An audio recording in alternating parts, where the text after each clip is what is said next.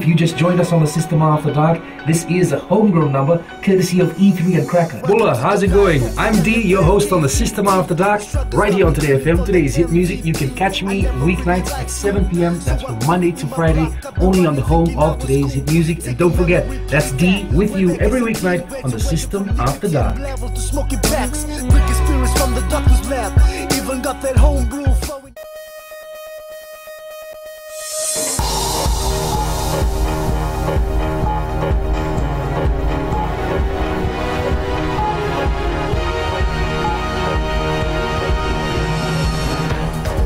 Lengthy jail term for BSP bank robbers.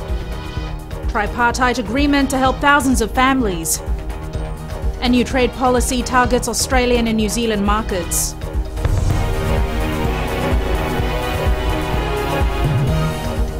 Good evening, I'm Jackie Spate and this is FBC News.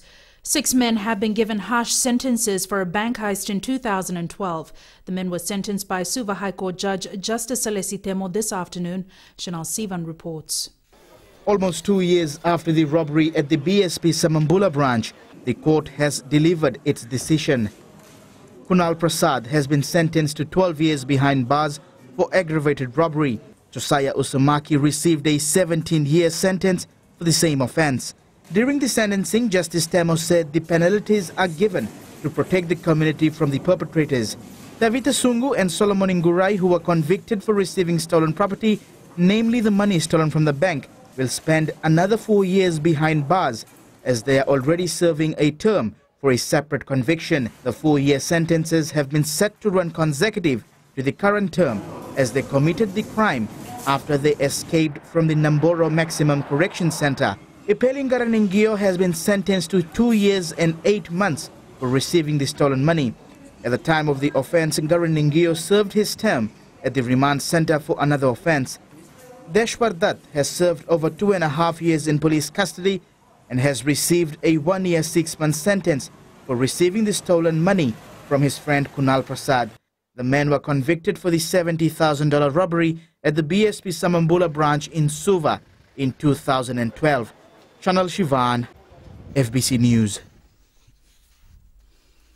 More than 35,000 families are currently benefiting from a government initiative provided by the Ministry of Women, Children and Poverty Alleviation. A signing ceremony for Rights, Empowerment and Cohesion Project, otherwise known as REACH, was signed between the Japanese government, UNDP and the Fijian government in Suva this afternoon.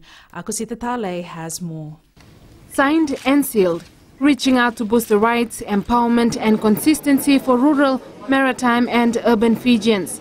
The tripartite agreement signed today will ensure that more Fijians have access to social services, justice and gender equality. It's about boosting access by disadvantaged Fijians to legal and local social services, no matter who they are or where they live. And it complements and reinforces my government's existing programs to ensure that every Fijian gets the same opportunities. The Japanese government has stepped in to fund the project, injecting a total of $2.7 million, which will be administered by the United Nations Development Programme. This project will offer assistance and hope for the families, build their confidence and provide opportunities for them to equally participate into the social and economic development programs of the Fijian government. The implementation of the REACH project is expected to equip the ministry with resources to expand its network and assistance to many more families. Akosita Tale, FBC News. Prime Minister Voreqe Bainimarama will join the other leaders of the Pacific Islands Forum at the Pacific Alliance Leaders Meeting, or Palm 7 Summit, in Japan next month. Bainimarama says he is looking forward to meeting with Japan's Prime Minister Shinzo Abe. He says the meeting will ensure Fiji works closely with Japan in all aspects of bilateral relations between the two countries. The Palm Summit has been held every 3 years since 1997. However, Fiji did not attend in 2009 and 2012 due to the coup. 2 people are still in critical condition in Suva's Colonial War Memorial Hospital following an accident on Princess Road last night between a minivan and a bus. The crash claimed the life of a minivan driver who died instantly in the collision. It happened around 7 p.m. at the junction of Law Street and Princess Road in Tamavua. Apparently, the minivan allegedly tried to overtake another vehicle and crashed straight into the bus. The survival rate for child cancer cases is 0 to 20%.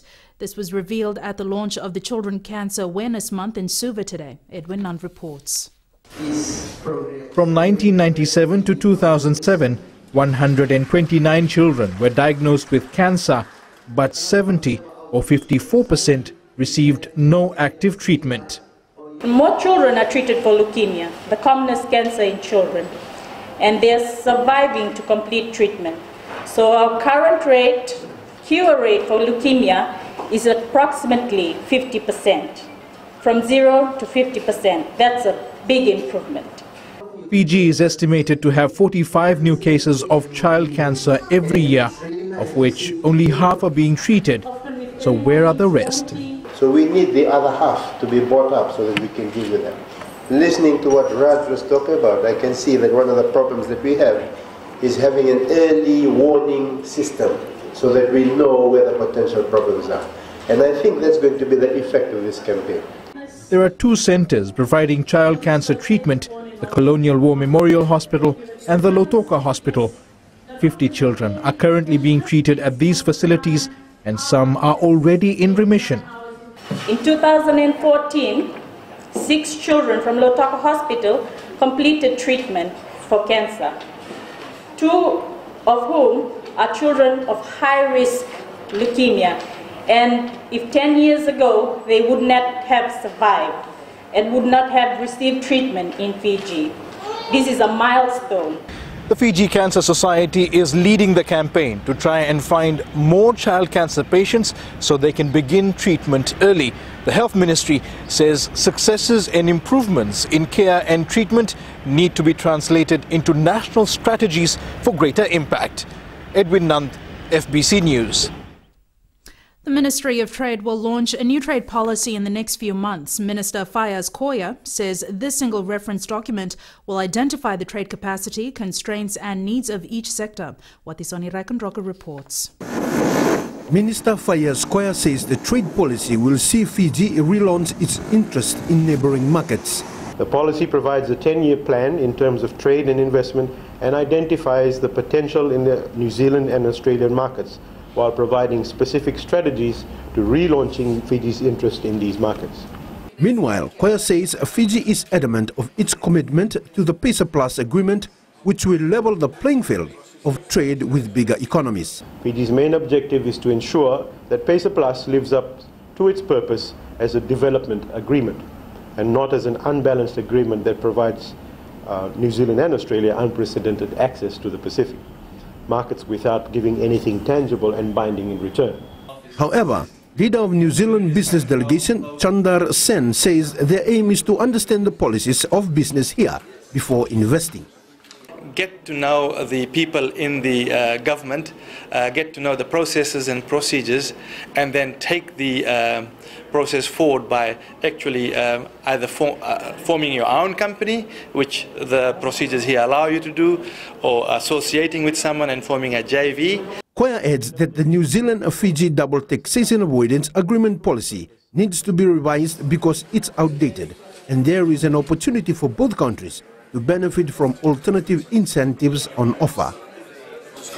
The Ministry of Trade also wants cooperation with New Zealand investors to outsource parts of production processes to Fiji and other Pacific Island nations. Watisoni Rekandroka, FBC News. Fiji's designated ambassador to Papua New Guinea, Esala Teleni, is still awaiting the PNG's government's endorsement of his appointment.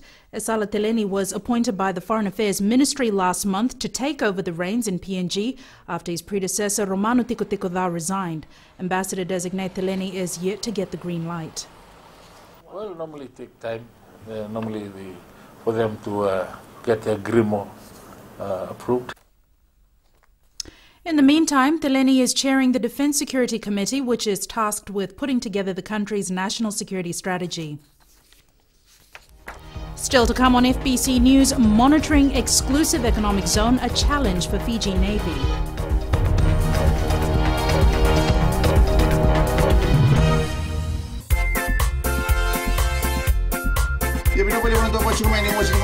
FM number 2 en serie nangona ni ndende manda ke central rental sapo ke na kusuma ke terminichi me va na koloko. Kabula. Oya wa watisoni dalai. Gonga ya musdom. Nama kikirau mena tolu kina bitu. Ena via kabi moliti kina porombuka. Goria na lali ne kabi. Bula FM number 2 ena seri.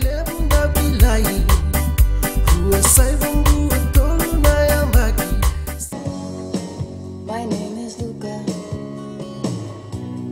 I live on the second floor. Gold FM, Molly the Classic Hits. I hope you're having fun so far. You're listening to The Ride, and I'm Kara, taking you through your afternoon. Stay with me to listen to more awesome classics right here on The Ride.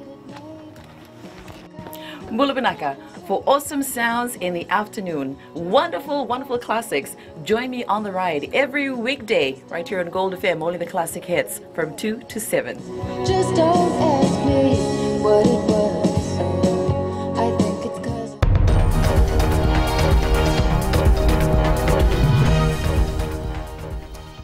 a former Deputy General Manager, Fiji Broadcasting Corporation, Divakar Prasad, has passed away.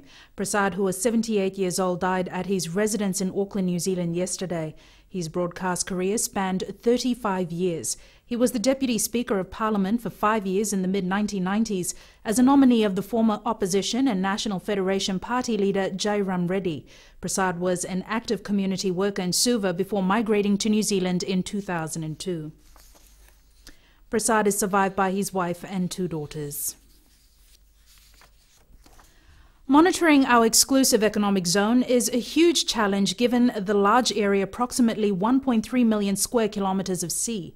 The British Royal Navy is holding a course in Nadi to help regional countries improve surveillance of their EEZ. Christopher Chand reports. It is a mammoth task for the Fiji Navy to monitor our EEZ, a huge area of sea that falls under Fiji's sovereign rights. Internationally, many challenges exist in managing these borders. Around in a lot of countries we go to, we have problems with illegal immigration. Drug trafficking is a major issue around Europe and around the Americas. And that includes countering illegal trades, particularly human smuggling and drug smuggling, and security, which of course is a particular interest in the Southeast Asia region. While these maritime threats are not issues in the Pacific, they are challenges like illegal fishing. But it goes even further than that. Although we talk about the fisheries, we do have to talk about smuggling, piracy. We've talked about the terrorism and the problems of threats as well. But overall, it gives you an idea of how to patrol and look after your territorial waters in a more economic and safe manner as well. In Fiji's case, the limited resources make it harder, but surveillance is being increased. Navy actually conducts patrols of the EEZ, and we frequently do it throughout the year. But what patrol boat can actually cover is very, very limited. It's like you're drawing pencil lines on a piece of paper, and that is how much we can cover in any such patrol. Participants for the cause have come from Tonga, Samoa, Australia and New Zealand. Christopher Chand, FBC News. Fiji has been selected as the first country in the region to pilot a tourism project aimed at enhancing small and medium enterprises through internet marketing. The marketing support workshop for small and medium enterprise tour and activity operators is being held in Nadi. The Ministry of Tourism is working with the South Pacific Tourism Organisation to pilot this project. The workshop is being implemented under the Pacific Regional Tourism Capacity Building Program, which is funded by the European Union. Through this workshop, you will be empowered with tools that will to make optimum use of the digital platforms currently available to reach your customers more efficiently and increase your online visibility, which in turn will increase your sales. The second workshop will be held in Savu-Savu next week before it is taken to other regional countries. The Fiji Council of Social Services is in the process of setting up an association for senior citizens. The group will help organise a range of activities for senior citizens. Ellen Stolz reports. The number of senior citizens in the country is slowly increasing, and there is a challenge to continue meeting their needs to ensure their well-being.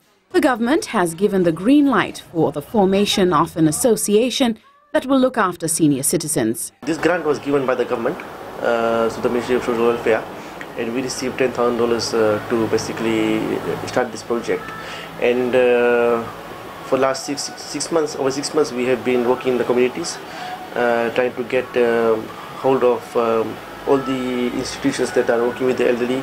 FBC News took to the streets to ask people whether they thought such an association was necessary. Most of us, the elderly, we have spent money on education about children and for the development. Without tax, we develop the country. So I like to thank the government of the day personally. And to me, personally, it's a great idea.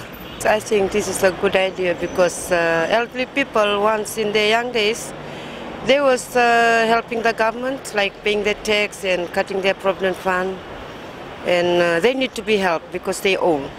Yeah, I would agree that they set up an association like that. There's something to give back to the senior citizens. I think it's a really good idea because elderly people who have been pushed away by their families can be finally looked after. Maharaj says the group will be consulting with all organizations that currently exist and that look into welfare of the elderly before establishing the association. We see these associations basically not only a structure that is going to lobby for the elderly welfare in Fiji, but also that will be replicated in the wider community group for betterment of the elderly and a strong voice for the elderly people in Fiji. The Association for Senior Citizens is expected to be formalized in the next few months. Ellen Stolz, FBC News. We turn to sports now. Here's Jamie with the latest. Nakazaki, and good evening. In sports tonight, Ba and Team Wellington to prepare to face off in OCL semi-final, and Ratu Navula target big finish at this week's Coca-Cola Games. This and more after the break.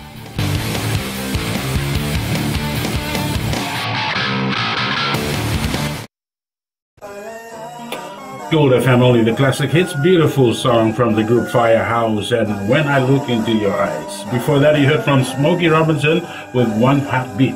We'll take a short break and join us in the next hour for more music from Seal. Bulablaga. I'm DJ Tora. Join me every weekdays, 7 until midnight on the Premium Classics. Right here on Gold FM, only the classic hits.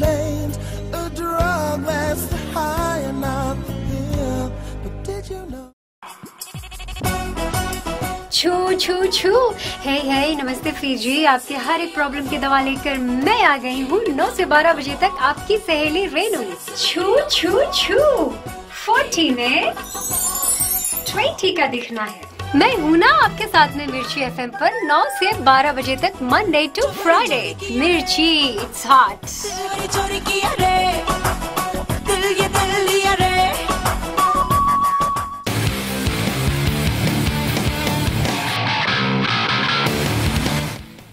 Team Wellington is targeting a win in its first Fiji Airways OFC Champions League.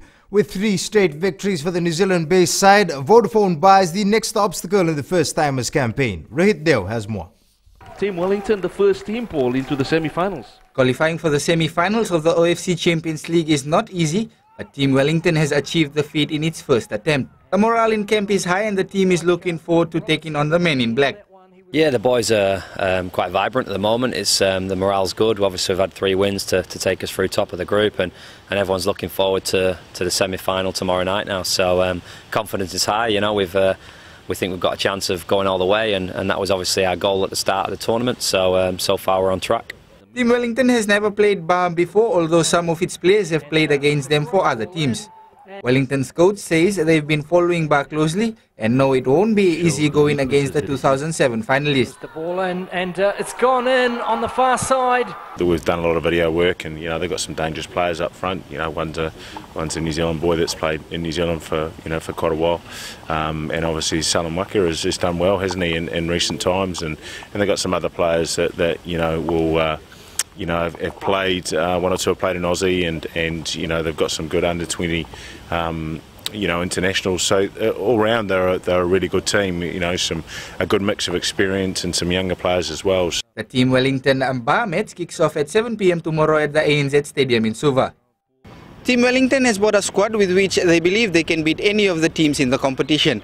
Will the first-timers upset the home team, or will the traditional giants of Fiji soccer reign supreme and make their second only grand final? It will be decided on the field tomorrow evening. Rohit Deo, FBC Sports. Meanwhile, defending champions Auckland City play New Caledonian club Gator in the first semi-final. The Kiwis wrapped up their training today in Suva, and after a physical last pool match against Amical, the team knows the task will only get harder. City is the top bets to take out the OCL title, but are not getting too far ahead of themselves.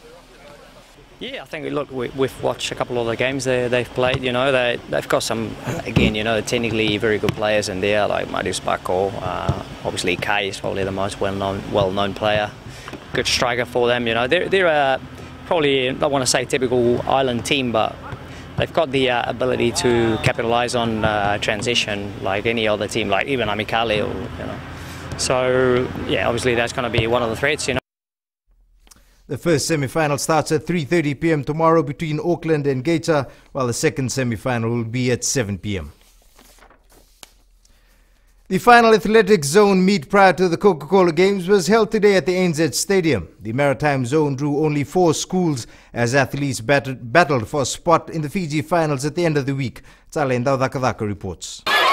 The Maritime Zone meet rarely draws a large field of athletes. Organizers were happy to see 4 schools turn up this year compared to 3 last year. There are now 4 schools that are participating, and that is an increase of 1 from last year. And the total number of athletes this year is 36, which is also an increase from the numbers last year. Most of these schools have turned their focus towards the field events to contest for medals. The maritime zones are now coming in with more field events compared to track. Yeah, that is what I've seen in the entries, and from the distances that they have come with, they should be providing a good competition to other schools in during the Coca-Cola Games. Ratu Lalambalavo Memorial School took out the boys' title at the end of the day, while Koro Island School won the girls' title. Rival schools will write off these athletes at their own peril when the Coke Games begins on Friday. Tsalendo Takavaka, FBC Sports. Ratunavula College is focused on a strong finish at the upcoming Coca-Cola Games. The Nandi Bay School, with an already busy schedule, wound up their training sessions today. Josephine Navula reports. The athletes were out on the field from the morning to complete their last round of training for the Coca-Cola Games this Friday. Determined to show improved performance, the students have sacrificed a lot for the competition. They've been putting their best in their trainings. We had an Easter camp in which they had prepared themselves very well. Not only that, they are being faithful to their trainings on the Saturday afternoon, even together with cadets' preparations in the afternoons. They still stay back for the preparation for athletes. Ratunavula College is also at its final preparation for the cadets pass out, but that hasn't restrained the athletes in training for the Fiji finals. We have tried our very best to be exempted, but they have taken up the challenge to make sure they are also part of the cadets pass out on Wednesday. On Thursday morning they'll be leaving for Suva. The Ratunavula College competitors have improved their various track and field events and are geared up to compete against other schools. 4 weeks ago I've seen not only in their strength but in their time they have really improved a lot, and we are there to challenge the students of Fiji on the National Coca-Cola Games. With a total of 24 athletes compared to 11 last year, the school is confident of bagging a few medals. Josephine Novula, FBC Sports. Meanwhile, the Rotary Club of Suva has come on board for this year's Coca-Cola Games. The club handed over 700 pairs of joggers to be given to mostly athletes from rural schools.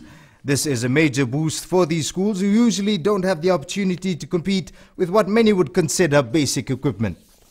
That's it from Sports Tonight. It's back to Jackie now with business.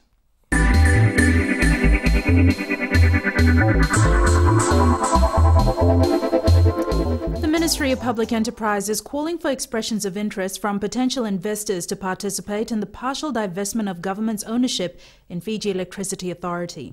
The government's objective is to secure long-term partnership in FEA to ensure that the optimum value of FEA's partial divestment is realized. It also aims to meet the long-term goal of energy sector development and enhance private sector participation, particularly in the renewable energy. The objective is to also align the Fijian energy sector to international best practices and ensure best and affordable supply of electricity. The investors will be selected based on financial capacity and proven track record.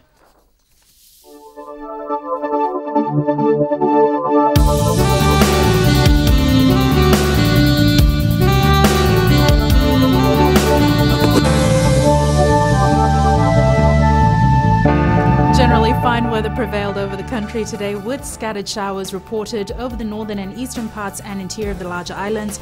A trough of low pressure lies slow moving just north of Fiji and extends southeastwards over northern Tonga and Niue. Meanwhile, easterly winds prevail over most Pacific Island countries. Lambasa recorded the highest temperature at 33 degrees, followed by Nadi and Ba at 32. The outlook for tomorrow: brief showers over the eastern parts and interiors of the larger islands. Elsewhere, a chance of afternoon or evening showers with isolated thunderstorms. The further outlook calls for more of the same. And the main points again: 6 men who robbed the BSP branch in Samambula of $70,000 in 2012 have today been sent to prison by the Suva High Court. Prime Minister Voreqe Bainimarama says he is looking forward to meeting Japan's Prime Minister Shinzo Abe at the Pacific Alliance Leaders Meeting, or Palm 7 Summit, in Japan next month. And 2 people remain in critical condition at CWM Hospital following a collision between a minivan and a bus in Suva last night. Now to the results of last week's poll question. We asked, are the services of public service vehicle providers satisfactory? 73% voted yes. This week we're asking, would stiffer penalties for traffic offences be a deterrent for road accidents? Visit our FBC website to take part. Remember, you can send us newsworthy pictures and videos on email citizenseyes@fbc.com.fj or share it with us via Facebook page FBC News. And if you're on Twitter, follow and tweet us your news tips at FBC_news or simply hashtag FBC News. That's the news for tonight. Join the team again tomorrow. Bye for now.